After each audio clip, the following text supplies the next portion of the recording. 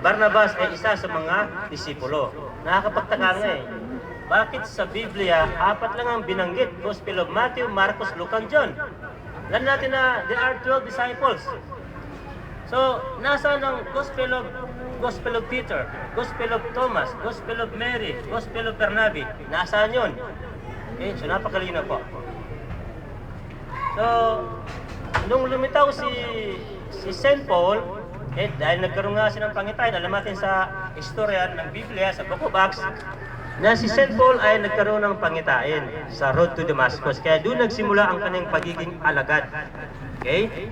So, nung malaman ni Bernabe na si Pablo ay naging alagad na raw ni Kristo, kinuha siya ni Bernabe at ipinagkilala sa mga disciples. At ang sabi niya, mula ngayon, si Pablo ay kaanib na natin. Okay? At ang ginawa ni Saul, si Paul at si Bernabe ay nangaral hanggang sila ay makarating sa Antioquia. Ito yung tinatawag sa Biblia na Turkey. Ito yung Antioquia. At sa kanilang pangangaral doon, ang mga umanib sa kanila ay doon pa lamang tinawag na Kristiyano. Kasi during the lifetime of Jesus Christ, walang Kristiyano sa time na yan. Kundi ang tawag sa kanila ay yung Nasrani o Nasara o kung sa Arabic ay Hawariin.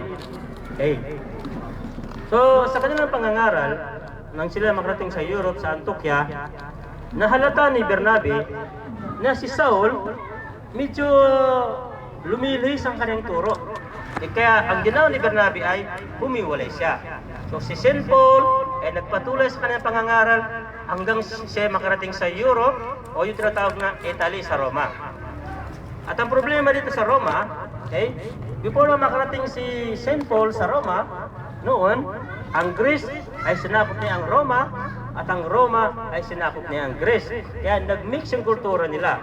At sa kanilang paniniwala, mayroon silang paniniwala na tinatawag na, mayroon silang paniniwala sa paniniwala ng pagano. Yung tinatawag na myth, M-I-T-H, yung myth mythology. Mayroon silang paniniwala na ang Diyos ay bababa sa lupa, magkatawang tao.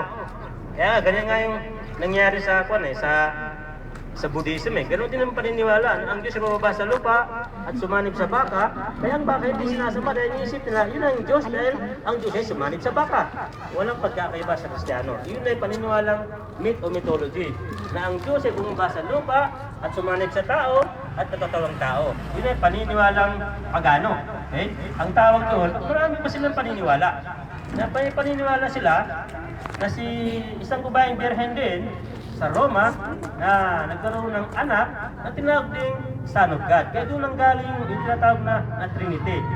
So malaking na problema ngayon si St. Paul kung paano niya maakit ang mga pagano sa Roma dahil may sariling paniniwala. So ang ginawa ni Pablo, para maakit ko ang mga pagano sa Roma, kailangan akapin ko yung turo at ihalo ko sa turo ni Kristo. Ganun po nangyari, nagkaroon ng compromise. Yung pagan teaching, yung katuruan ng mga pagano sa Roma o sa Italy, ay inihalo sa turo ni Kristo na dala ni Pablo. So ang tawag doon ay, nag-mix yung pagano at turo ni Kristo, ang tawag doon sa English ay Gnosticism. So St. Paul was influenced by Gnosticism. Kaya doon lumitaw yung turo na nagkaroon ng God the Father, God the Son, God the Holy Spirit, and the Mother of God. Naging 4. Samantala ang turo ni Kristo ay to worship only one God. So, ibig sabihin, kagagawan pala ni Pablo kung bakit nangaligaw ang mga Kristiyano. Sa pasimuno ni St. Paul, kaya naligaw ang mga Kristiyano. So, alhamdulillah, dahil more or less 430 years, okay, muli namang nagpadala ang Diyos ng last prophet na tinatawag. Ito yung last. Pag sinabing last, wala nang susunod pa. Hindi tayo maaring magtayo ng religion na ito ay isang propeta nang galing sa Battlefield America, propeta galing sa Pangasinan o sa Korea, o propeta galing sa Pilipinas. Wala na pong propeta dahil ang propeta Muhammad sallallahu alaihi wasallam ang huling propeta po. Siya na po yung pinakahuling propeta na pinutunayan po ng banal na Quran kasi sinabi dito na khatamun nabiyina, sagkaop ang huli sa lahat ng mga propeta. So ganun po ang nangyari. So, dumating po ang last prophet upang ibalik yung mga katuruan ng mga naunang propeta na sinira at dinumi ng tao. Yung po ang pinaka-reason eh. Nung dumating ang propeta Muhammad sallallahu alaihi wasallam, muli niyang ibinalik ang tauhid, yung worship only one God without associate partner with Him. Ganun po yun. So, pagdating po ng last prophet po, binigyan po rin siya ng kasulatan, yung tinatawag na banal na Quran. Ito po yung tinatawag na Last Testament.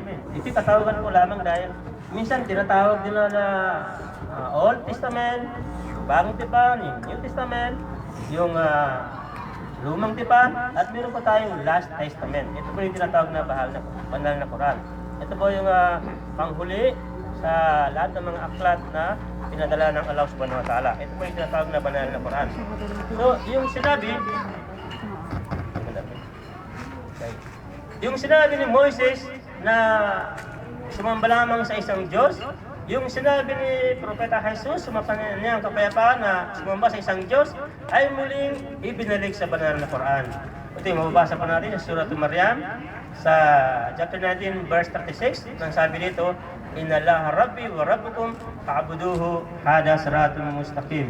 Malinaw po ito na muling sinabi dito ni Jesus at nireveal sa banal na Quran na katotohanan ang ngalang aking Panginoon at inyong Panginoon, sambahin siya, ito ang matuwid na landas. So napakalinaw po na pinadala po ang banal na Quran upang pagtibayin yung mga naunang aklat na dala ng mga propeta. So malinaw po, kaya sa Islam po ay kumpleto na po, hindi na pwede dagdagan na katulad nangyari sa Biblia ay nagkaroon ng dagdag bawas. Sa Islam po hindi pwedeng mangyari yon. Ang Quran po ay mananatili po na naka-intact na hindi pwedeng mabago. For the past 1400 years, the Quran was remained unchanged even to adapt. Hindi po ito nabago. At malinaw po na meron pong isang si Professor William Ware. Ang kanyang salita po ay nakasulat sa encyclopedia. Ang sabi po niya, si Dr. William Ware, sabi niya, libo-libo nang nabasa kong aklat. At pinatutunayan ko na ang tanging banal na Quran lamang ang hindi nabago. Subalit kinapos siya ng oras kaya hindi niya nayakap ang Islam. Pero kung hindi siya kinapos ng oras at nayakap niya ang Islam, tiyak na papasok siya sa paraiso. Kaya dun sa kung may mga bisita po tayo ngayon na hindi pa Muslim, ito na po yung pagkakataon natin na yakapin natin ang Islam na siyang pananampalataya ng lahat ng mga propeta upang magkaroon po tayo ng assurance po na makapasok sa paraiso. Pagkakataon na po natin itong tayo na to na kung hindi pa tayo Muslim ay pwede tayong lumakad sa pananampalataya ng Islam upang magkaroon tayo ng assurance na inshallah makakapasok tayo sa paraiso. Meron ba tayo dito na bisita na hindi Muslim? Okay? Pumunta lamang po sa harapan at bibigkasin po natin yung tinatawag na susi ng pagyakap sa Islam.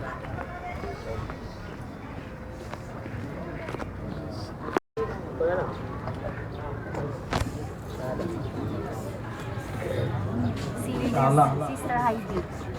Kaya po natin na kasi ng kapatid ang syahadatan. Madali lang po ang yumakap sa pananampalatayang Islam. Bigkasin lang po natin ang syahadatan sa wikang Arabic ay magiging Muslim na po tayo. Napakadali lang. So, susundan mo lang po ang sasabihin natin.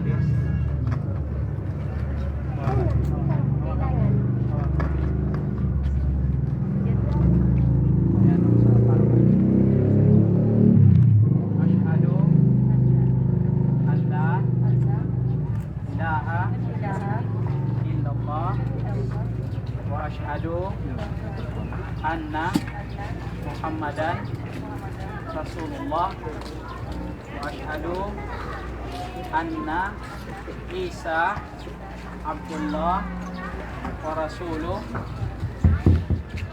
wa asyhadu anna al-ba'ta haqqun wal jannah haqqun wan nar haqqun. Ako ay sumasaksi na walang ibang Diyos na dapat sambahin maliban sa Allah. Sumasaksi ako na si Muhammad ay sugo ng Allah. Sumasaksi ako na si Jesus, anak ni Maria, ay sugo ng Allah. Sumasaksi ako na mayroong kabilang buhay at mayroong paraiso at mayroong impyerno.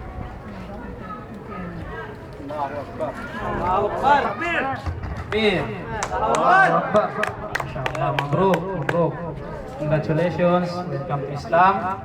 At isang napakadakilang biyaya mula sa Allah subhanahu wa ta'ala ang pagkaloob sa tao ang tamang pananampalataya, pagkaloob sa tao ang relihiyong Islam. Mashallah.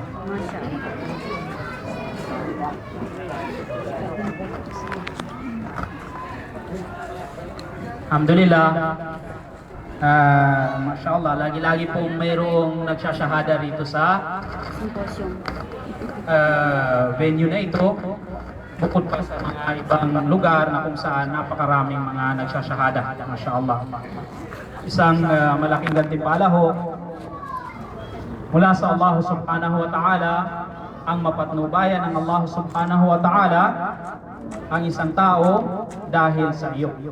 Ang makita niya ang landas, tamang landas tungo sa Allah subhanahu wa ta'ala dahil sa iyo ay isang napakalaking reward ito.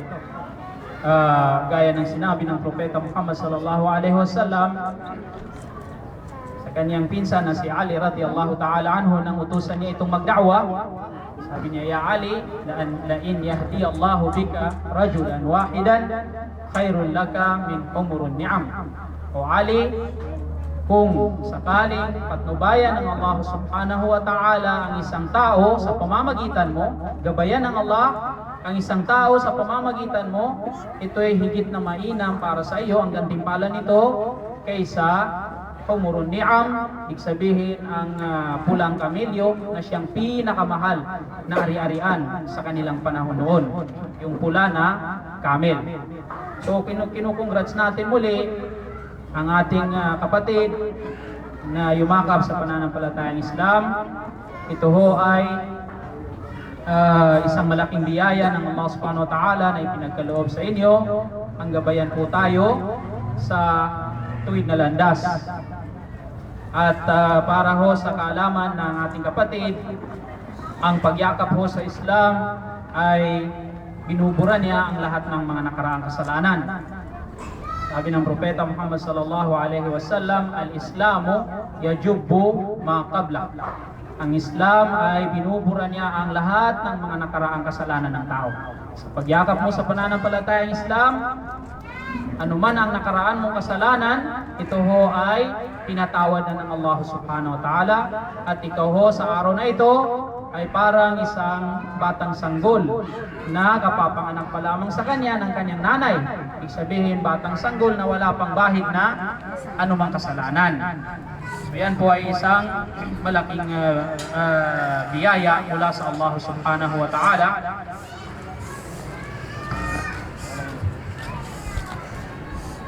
Ang ibig sabihin, bago tayo inabutan ng kamatayan ay nakapagbalik loob tayo sa Kanya. Isa ho itong napakalaking biyaya ng Allah subhanahu wa ta'ala. Muhammadin wa ala alihi wa sahbihi ajma'in wa ba'd. Unang-una sa lahat, pinapasalamatan natin ang ating mga kapatid na nagbahagi ng paksa rito, kaya ni Akfaiz, si Ramram at saka si Ibrahim Awang. Ito po ay bilang pagtitraining na rin po sa bawat isa sa atin kung paano maghatid ng mensahe ng Allah subhanahu wa ta'ala, paano magda'wa, paano magtuwid sa ating mga kapwa Muslim. Sapagkat ang da'wa, ito ay kalimitan, ginagamit ang term na ito sa pag-aakay sa Islam, pag-aakay tungo sa Islam na kung saan usually ang dinada'wahan dito ay mga non-Muslim. Ang islah naman ay kapatid din ito ng da'wa, na kung saan ito ay parang itinutuwid mo ang mga kapatid mo sa tama. Ibig sabihin, Muslim na sila, pero ini-islah mo sila. Ibig sabihin, inaakay mo sila, itinutuwid mo sila patungo sa kung ano ang mas nakakabuti. So ito ho ang islah at saka da'wa. Kagaya ng sinabi natin, na parang alhamdulillah, training ground na rin ito para sa atin sa pagdada'wa. Kung pwede nga ho, para sa ating mga kapatid na mga kababaihan, ay magkaroon din sila ng portion upang magbahagi dito sa harapan ng anumang kaalaman patungkol sa Islam. So, mas mainam mo yung kung mayroon sa inyo, hindi po nangangahulugan na magaling tayo, hindi po nangangahulugan na tayo ang pinakamabuti, kundi ito po ay tinitraining natin ang ating mga sarili sa isang malaking tungkulin na ito, gawain, malaking ibada, pagsamba sa Allah subhanahu wa ta'ala, ang al-islah wa da'wa, ang pagtutuwid at saka pag-aakay tungo sa landas ng Allah subhanahu wa ta'ala. So inshallah, sa mga darating na araw, mga babae naman na makikita natin dito na magdadawa. Okay po ba sa inyo? Inshallah. Inshallah. I-try mo muna kami. Meron pa ho tayong mga nalalabing oras. So gamitin ho natin ito sa paksa na ating tatalakay, nais ng talakay sa ating ito. Ito po ay ang sinabi ng Allah subhanahu wa ta'ala sa banal na Quran, gaya ng ito ho ay nasa suratu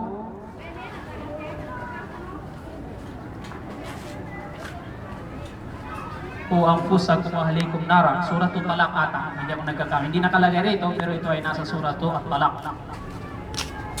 A'udhu billahi minash shaitanir rajim. Sabi ng Allah subhanahu wa ta'ala, ya ayyuhalladhina amanu qu anfusakum wa ahlikum nara wa quduha an-nasu wal hijara 'alayha malaikatun ghiladun shidad la ya'suna Allah ma amarahum wa yaf'aluna ma yu'marun.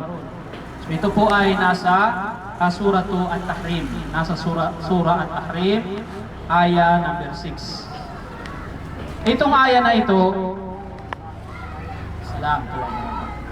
ang aya na ito ay isang kautusan, panawagan mula sa Allah subhanahu wa ta'ala para sa mga mananampalataya, sa mga naniniwala.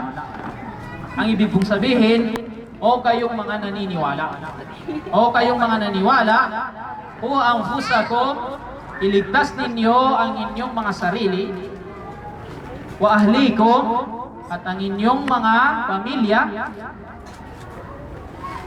mula sa impyernong apoy. Na kung saan ang panggatong dito, ang panggatong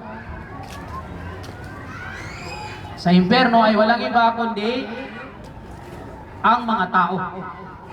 Ang mga tao ang panggatong sa impyerno at mga batong nagsisilakihan.